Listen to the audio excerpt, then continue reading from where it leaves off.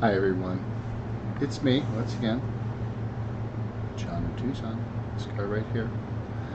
I made a video probably about a week ago now about RVs, solar panels, lithium iron phosphate batteries for energy storage, combining them all together on either a motorhome.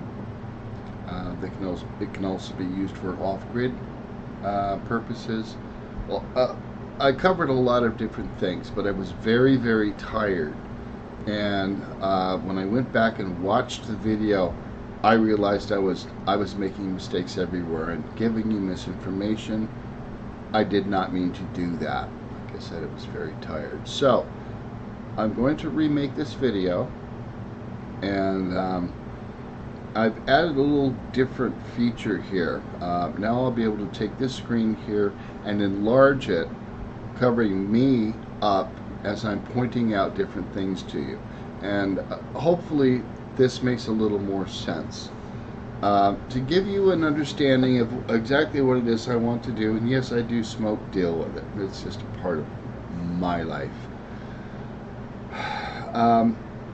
I have been hell-bent on going into an RV for 15 to 20 years now, at least. Let me take this off for a moment. Get rid of the glare. For 15 to 20 years now, and I have studied them, RVs, in depth for 15 to 20 years, every single day on the internet, talking to people who have RVs themselves, trying to understand the nature of the beast. And I've been so ambivalent about the whole thing, simply because RVs, as a rule of thumb, especially the new ones, they're not governed by any government entity telling them you have to have these standards, you have to have these quality control standards, anything. So RV manufacturers get away with murder, and they build RVs very, very cheaply, especially nowadays. So one of the first things I'm going to discuss with you is if you're going to go ahead and invest in an RV, and this is strictly my opinion only, as it applies to me, but I see benefit in the value of the wisdom of what I'm going to impart to you, something from talking to others. First of all, do not buy an RV off the lot brand new. Don't do it. When they're manufactured in the manufacturing facilities themselves, most of which are now owned by Berkshire Hathaway, okay, they're putting out garbage. They've cut so many corners, and yes, they look slick and wonderful and this and that. They come out of the factory with leaks in the ceilings, bad plumbing, bad wiring, you name it, all kinds of problems. About the only place you don't have a problem is in the drivetrain. That's simple enough to deal with, the drivetrain. But basically, you're driving your home, or temporary home, if you will, on wheels, and it's going to undergo a lot of shaking, a lot of rattling, and you're going to have problems. It's just going to happen. However, buying an older used RV, especially something pre-2006, number one, especially with several certain manufacturers that I specifically am looking at because of the build quality during that time period, that's the thing to look for. Number one, you want an RV that has been well designed, well built, and well maintained. Let someone else take that depreciation loss when they buy new from the manufacturer.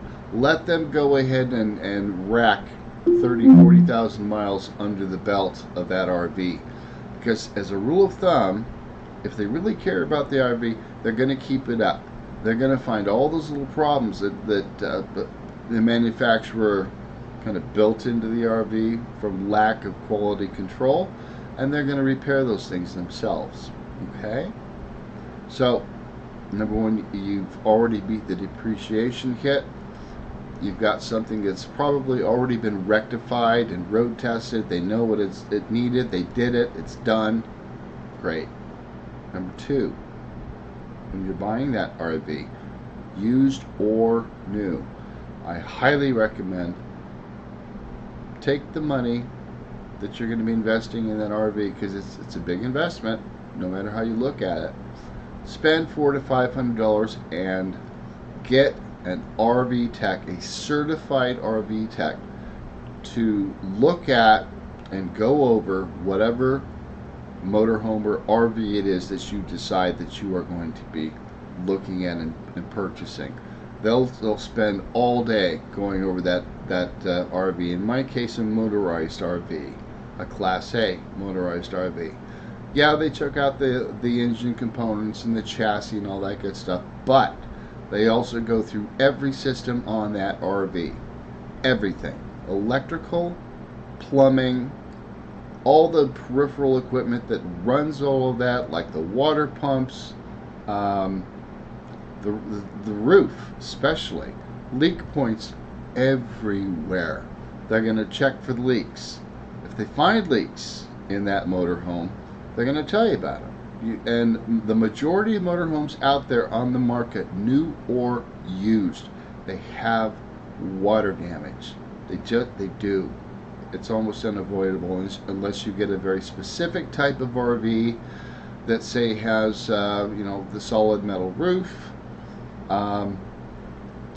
with a fiberglass overlay. You want them to be kind of a semicircle. You want that water to run off. So many things to consider. At any rate, get an RV tech. They'll let you know whether or not you're buying a lemon, or if you've got something that's got good solid bones here, it's been well maintained, and it may need a few things, and here's what they're going to be. That RV tech will list those things for you and say, here's my consensus on what I recommend as far as purchase, don't purchase. Pay attention to those guys. And you may have to do it several different times, several different motorhomes. That's okay. You're already making a big investment in a toy, basically. Motorhomes are not necessary to anyone's life whatsoever. They're a want to have, not a need to have. So consequently, they can be money pits. They just can be, but you can minimize your risk of buying a money pit if you invest in that RV tech. I cannot recommend that highly enough. Okay, number two, or number three at this point, I guess, is what size, what kind, what particular style of RV do you want? Do you want a fifth wheel? Do you want a big Class A, which can be anywhere from, from probably 28 feet all the way up to 45 feet. You've got your Class Bs, which is basically a van. You have Class B Plus, which is really just a Class C motorhome on sitting on a regular van type chassis. Or you have a Class C, same thing, only it doesn't have the aerodynamics or the smaller size, if you will, of the Class B Plus. So, and then you've got your fifth wheels, and those can range anywhere from, again, say maybe 25, 30 feet, all the way up to 45 feet long, and you must be careful with your length on some of those things, because there are states where you cannot drag a 45-foot long fifth wheel behind you. Can't do it. They won't let you even go through the damn state unless you get special permission and you're passing through and this and that. And the RV dealers will never tell you that. You've got to do that research on your own. So, you know, beware, buyer beware in that situation. For my own purposes, I'm settling on a Class A, probably about a 33 foot, I would imagine. More than likely a 50 amp service system, so I can have plenty of air conditioning and run a microwave convection oven. I intend to have no propane on board. I don't want propane on board. I want a fully electric RV. And anymore, that seems to be the way that they're manufacturing the majority of them, and have been for a number of years now. Slide outs. Slide outs can be a real problem. Now you've got several different types of slide outs. You've got the type that run on just a really crummy, small, cheaply built 12 volt electric DC motor. And you know, they've got plastic for gears, and they teeth break and this and that. You can get stuck with your slide stuck out, stuck in, stuck caddy corner, halfway in, halfway out. All kinds of problems with those. Unfortunately, so many motorhomes have slide outs. Everyone wants to slide out for the room and all that good stuff. I get that. I get that. What I'm focusing on is, yeah, I'll get a motorhome with slides, because that's pretty much what is available. Look for something with the hydraulic slides. You want the hydraulics. Those are heavy duty. Those are not going to break. Will they leak? Yes. All slide outs leak. That's a problem. It's an inherent problem. But you can get around that. But what I mean by leak are the hydraulic lines themselves can leak over time. And as a rule of thumb, if you get something, an RV that has those hydraulic slides, chances are if you've got leveling jacks, they're probably also going to be hydraulic, which is preferable to those rotten 12 volt chintzy electric ones that get stuck up, they get stuck down, this, that, and the other thing. A hydraulic is the way to go. It just is. And the larger the slide length, especially with those big old super slides people have, you're going to have more problems with those than you would ever hope to have. Don't do it. I just don't do it. Or at least in my opinion, don't do it. I'm not going to. Okay, and there are a lot of different aspects other than that to look at in your motorhome. Do you want 30 amp service? Do you want 50 amp service? How big, how small is the motorhome going to be as far as lengthwise? How wide is it going to be? How tall is it going to be, interior height-wise? Lots of things to consider. Do your homework, guys. Do your research. And don't just do research for a couple months and go, oh, I know which one to get, and go out and buy something. Do your research. Do your due diligence. It will pay off in the end, I promise you. Now, what I'm looking at right now, and let me switch over here, and I'll show you. Just do this. Oops, wrong one. Sorry, guys. Where am I here? I just changed OBS, so getting up here. All right, let's F11 that bad boy, and let's go over here. Let's do this, and lovely thing. You can see my cursor here, I hope. And this should be filling up the screen at this point. That's what we want. Now, this particular motorhome, let's get back just a couple of shots here. There we go. All right, this is a Winnebago 33V. It's a 2005 model. This is riding on the General Motors chassis. It's called the Workhorse chassis, and it's okay. It does what it's supposed to do.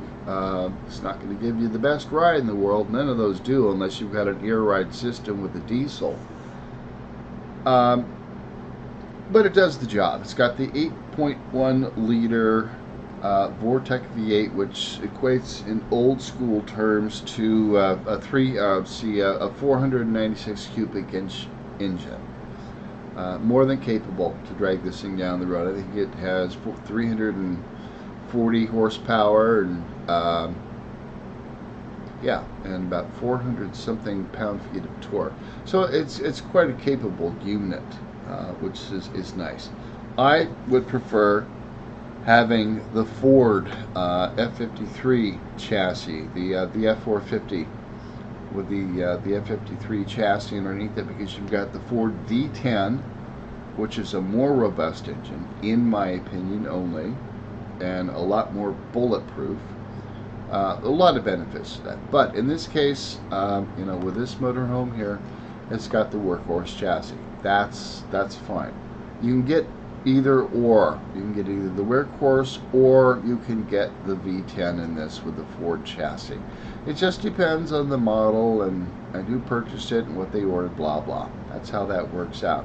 So I'm thinking about going down that road right there. Let's go ahead and move forward here. All right,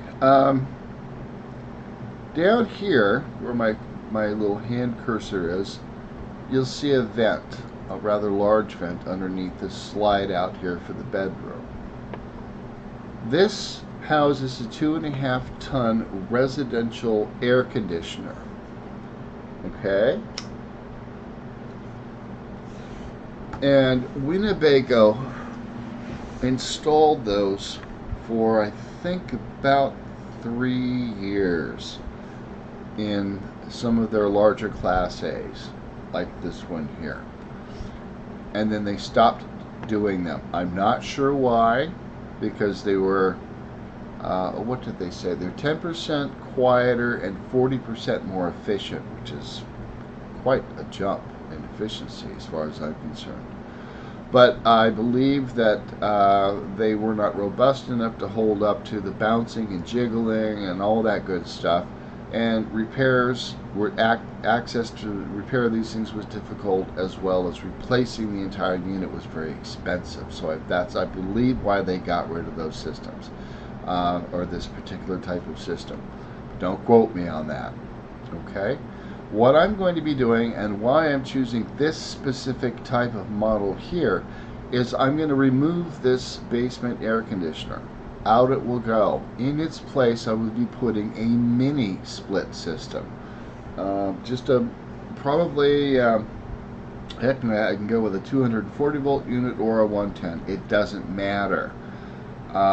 Because the way that I'm setting up this motorhome, I'm going to be running on a 24 volt battery system anyway, and that will allow me technically to be able to go off grid, run my air conditioning, and not have to worry about running a generator to go ahead and get through the night or through the day.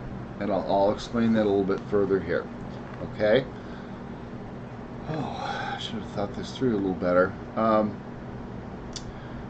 The rooftop of this, consequently, because it does have a basement air conditioner, it opens up a lot of real estate up here. Normally in a 50 amp system with this rig here, you would have two air conditioners, a 15,000 BTU up front and a 13.5 unit in the back. And you need to have a 50 amp system that can run those things, either shore power or running a, probably a 5.5 kilowatt generator just to get these things moving and running. I'm going to avoid all of that. I don't like generators. They're noisy. They require lots of maintenance. They stink. They use gas. I don't want them. I do not want them. I intend to be off-grid, whether in a motorhome or in a small homestead. I'm going to be off-grid. And this is how I'm going to do it, is with a 24 volt battery bank and lots of solar up top. I'll have about 2,600 watts of solar up on the roof. If we go back over here, I'll have another 1,000 watts on the side, and I have found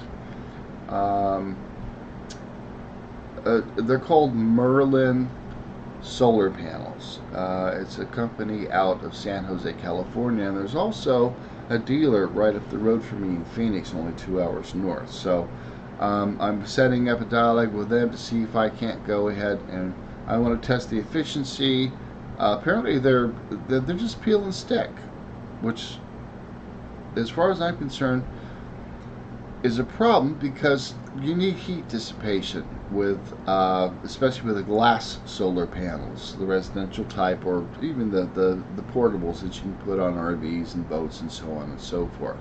You need to have, they need to have at least 1.5 inches, 2 inches of space between them and what they're attached to, so you have airflow underneath to keep them cool.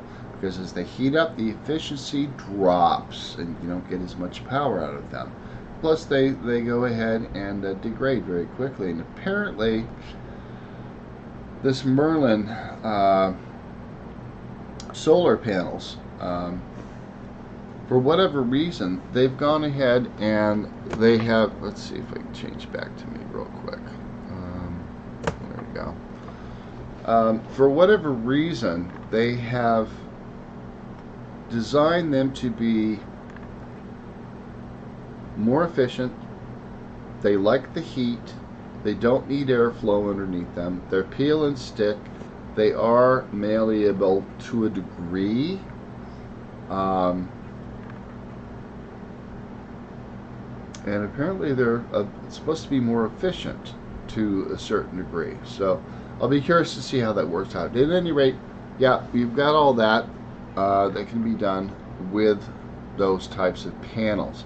Now, the panels are nice to have. They're a nice thing to have. Altogether, I'll probably have about 3,600 watts of solar on the RV itself. That's a lot of solar, even for a homestead. If it's done properly, that's a pretty fair amount of solar. Now, do I expect to go ahead and run everything beautifully just on those solar panels? Possibly. However, I have a backup plan as well, and here's what it consists of. And I just ran across this video this morning that we're about to see a bit of. It's called EVTV. It's on YouTube. Jack Ricard is he's the brains behind the entire outfit. He's oh god, computer whiz. He had his own computer magazine way out back in the late 70s for about 30 years. Cutting edge, way ahead of the game on lots of things. He knows math, he knows electricity. He just one of these people that I'm impressed with. His knowledge base is so incredible. He's forgotten far more than I could ever hope to understand about even just one subject. He's that good. So, sorry, I've got a little kitten here that's, ouch, nighttime mode, and he's biting and scratching as kittens do. Here, see this? What's this? Yeah, right. Anti-scratch spray. So, I'm going to go ahead, we're going to watch a small video, or just a bit of a video. It's a 2-hour-long video. We're going to watch a bit of it. This gentleman has been working building off-grid power solutions and energy storage solutions using solar, lithium ion technology or chemistry, specifically the Tesla modules that come out of wrecked Tesla cars. He's repurposing those, and he's building all-in-one systems at 24 volts or 48 volts, your choice. It's pretty cool. But he's been building these large Powerwall type systems, 100 kilowatt hours worth of juice. Well, I've been thinking, if he could do that, he's bound to be able to make one for the RV community or the boating community, and sure enough, he has. And he's just introduced it this morning. It's called the the Powerwall 15 RV, I believe it is. 15 kilowatt hours of energy, which at 24 volts translates to about 620 amp hours of battery. That's a lot of battery to have on board. That's a lot of battery. You can certainly run one air conditioner with an easy start on it for probably about 6 to 8 hours throughout the night very easily, and not deplete your battery bank whatsoever. However, he's gone one step further. Sorry about that. He set up the system in such a way that, again, it's a 24-volt system, which is what I want. You can go ahead and juice up the batteries with solar. Beautiful thing. You can juice up the batteries by plugging into shore power. Automatically switches over. Beautiful thing. And the big game changer is he's got it set up to run with a 24-volt alternator as well, attached to the engine. You've got your 12-volt alternator that feeds the 12-volt system in your RV as rule of thumb, the starting battery and so on and so forth. An additional alternator, a 24-volt alternator, dedicated solely to charging up those lithium batteries. He's got it all in one package, and let's go ahead and take a look now. Let me show you what I'm talking about. Yeah, that's nice to see you take a hike. Let's go over here. There he is. Check the card. This is it right here. This is that lovely battery, and what he's going to be doing. Let's just do it this way. Go back to. There we go. All right. As you can see, this right here. This is it. This is his all-in-one package, and you can see he's got stuff everywhere. And this is just a small part of his garage where he tinkers with things. 15 kilowatts of power in here. He's got 3 Tesla modules. He has a 6,000 watt inverter built into this thing. He's got all the switching. He's got all the cutoffs. He's got, you know, intake and out for the airflow. He's thought this thing out to the nth degree. And this whole package here is about $10,000. Yeah, I think about $11,000. Now, if I were to try and build that myself, the way that I'd been thinking for the last 2 years, it was going to cost me probably close to $30,000. $20,000 alone just in batteries, and then all the peripheral components like MPPT controllers for the solar panels. Just, you know, needing to probably have a generator, needing to have all kinds of different separate components. It's just a nightmare. You want to have as few components as possible. You want them very closely spaced together. You want short wire runs. He's thought all this out and thought it through brilliantly. Here's his end result package right here. Now I'm going to go ahead and let him speak for just a bit to this, and then we'll come back and kind of wrap things up. Okay, here we go. We have 12-volt light.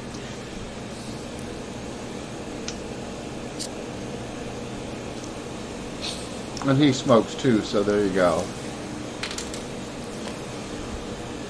It's pretty hot without the fans.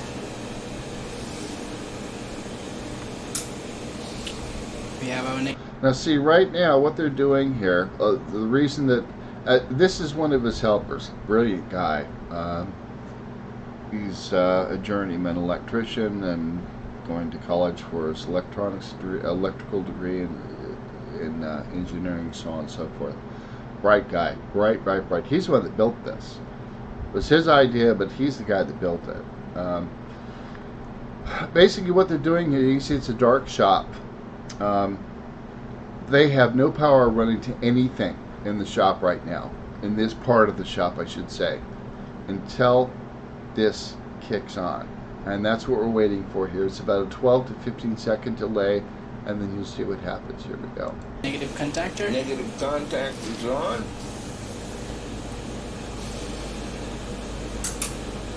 And that's Positive contact is on. I say let there be light. Alright. Switching on the inverter. The inverter is what he said. Switching on the Should inverter. come on by itself. Boom. There you And go. there it is. AC power from this right here. We are here with what we're going to call the Power Safe RV. And this is a device designed specifically for RVs and marine applications. Has a 6 kilowatt inverter and a 15 kilowatt battery in it. Provisions for charging in the ways you would, in all the ways you would in an RV. 36 by 24 by 10 inches. And able to put out pretty good power. Danu, tell me what you got here. You've got everything put together. So we got the two NEMA 1450 plugs on the back here, one for the input, one for the output. And then we have the 4-gang box here, and also the two DC outputs here. And the new, I guess, from the last video is we got the fan mounts on this side. We have learned a couple of things since our last segment, which may be in this video. I can't remember. I'm getting lost. As we go to a smaller system with a smaller inverter and a smaller battery, everything gets more critical. And space gets more critical. And we found out a couple of things. I would say one you should be aware of is it is a 6 kilowatt 240 volt AC inverter. But that really is picture two 120 volt inverters of 3 kilowatts. It's not precisely so. There's some slop in there, but you kind of have to have it a little more balanced than when you're working with a 15 kilowatt. It's a smaller form factor inverter with a smaller transformer and with a smaller capacity. So you have to be aware that it's a 6 kilowatt inverter, but that's 3 kilowatts on each phase, or each 120 volts AC. The other thing we have found is when you put 14 pounds of potatoes in a 10-pound sack, it get hot. Indeed. What temperatures were you seeing? Back here we were reading 50. Well, it went up to 55 and it switched off the battery, but I think it went up to 60, 70 sometimes. We had 55 as the limit, and it shut down. Okay, guys. Let's see here. Let me get back to this. Okay, there we are. There's my shining face again. I cut it off there for a reason. Because, number one, it's a 2-hour-long video. It gets very long-winded. He goes into great detail about this particular type of system that he's created. Now, the thing that makes this very interesting, again, to me, number one, he's got 15 kilowatt hours of battery storage in this small package. He's got the inverter in there in this small package. He has a 24 volt to 12 volt down converter in this package.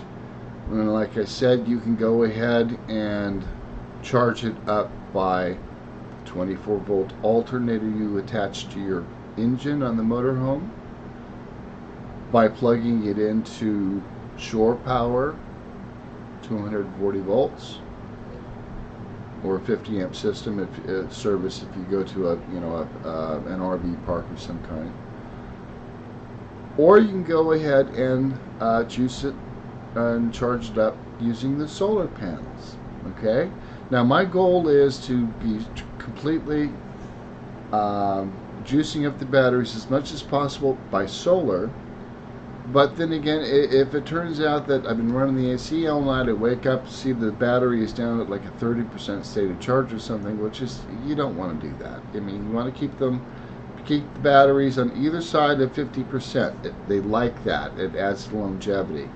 But if I wake up and I've been running the AC all night, and I'm 30% on the battery, all I have to do is go ahead and either wait for that sun to start charging the batteries up, or turn over the ignition on the motorhome, and that 24 volt alternator is going to be putting out probably close to 80 amps of power and feeding it directly into those batteries. They're going to juice right back up in no time flat. say get the thing up to 70% state of charge at that point, cut off the engine, and by then the solar should be, you know, filling in the rest and doing what it needs to do. It's a very, very well thought out system. He's got the computer brains built into it. He's got the software he's written himself and built into this thing. He's using Tesla modules out of wrecked Tesla cars. He has designed and built the BMS that keeps these things running smoothly, just like Elon does in his cars. And it's all proprietary information. Elon won't share that with anyone. Well, this guy right here, Jack Ricard, he figured it out. He went ahead and reverse engineered it. He figured it out, and he's applying it now in things like this. His power safe. This one's a small one, 15 kilowatt. He's got 60 kilowatt ones. He has 100 kilowatt systems like this. They're brilliant. They're so well thought out. And by him coming up with this system, I will be saving, let's see, I was going to need to spend probably close to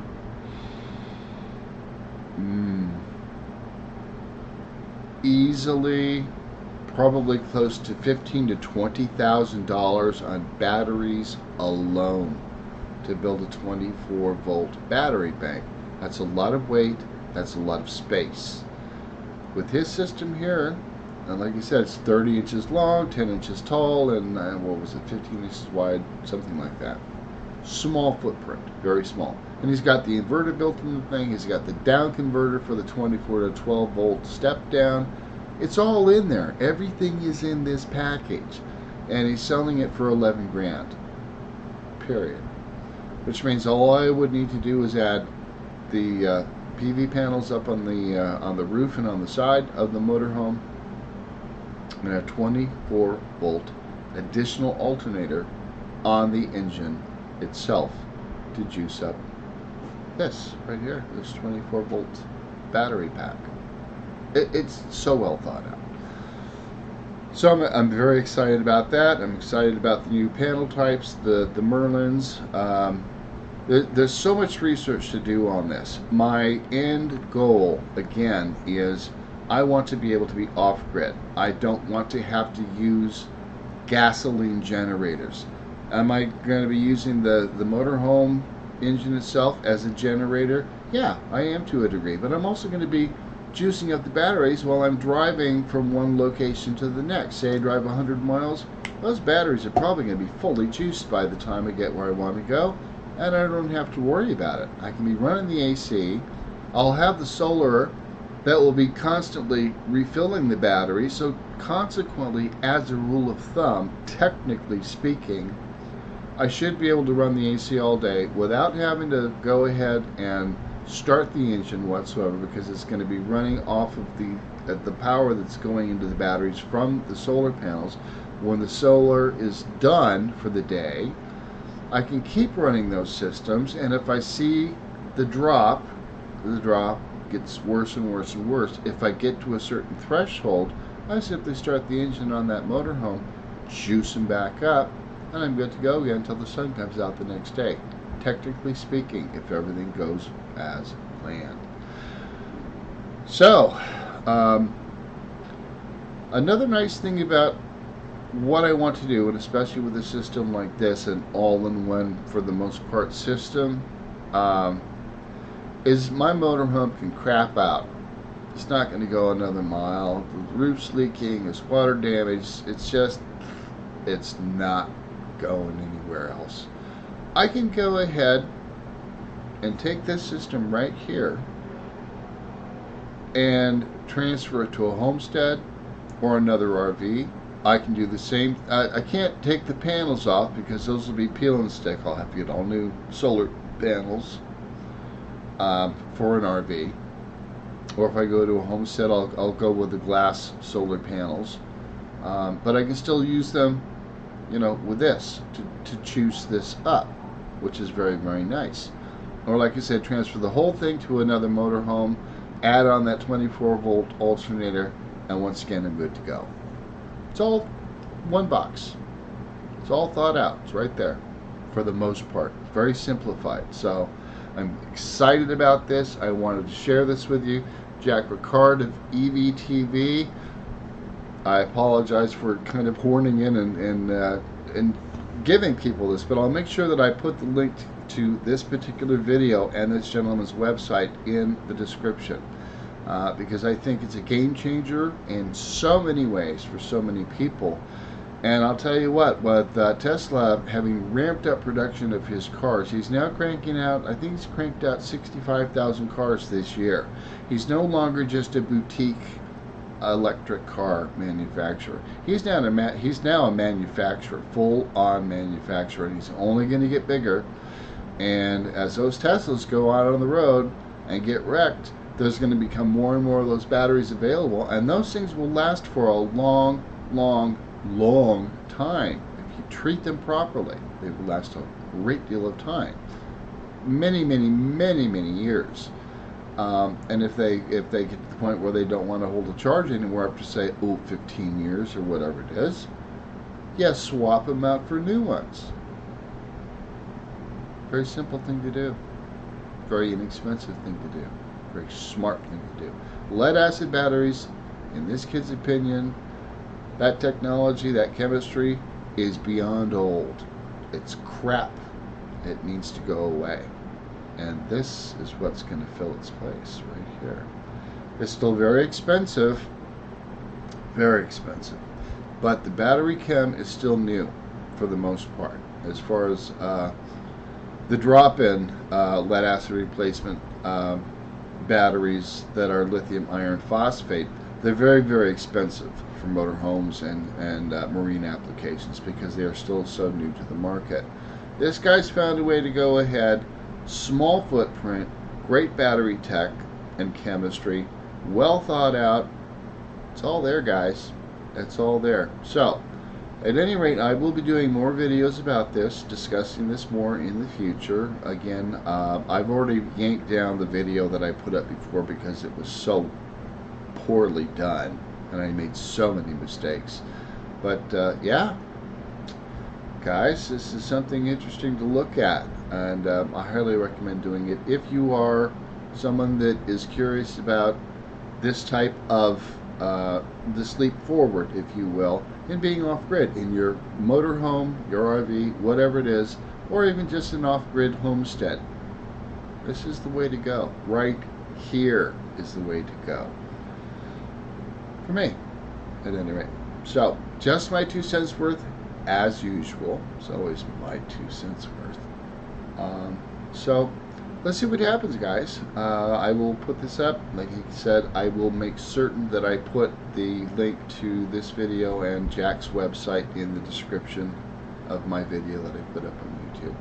Hope you're all having a terrific day. Do something kind for someone today that you know or don't know, doesn't matter. And then don't tell anyone that you did it. It will come back to you in positive ways, tenfold. Do it. Okay? You guys have a great one. We'll talk very soon. Take care.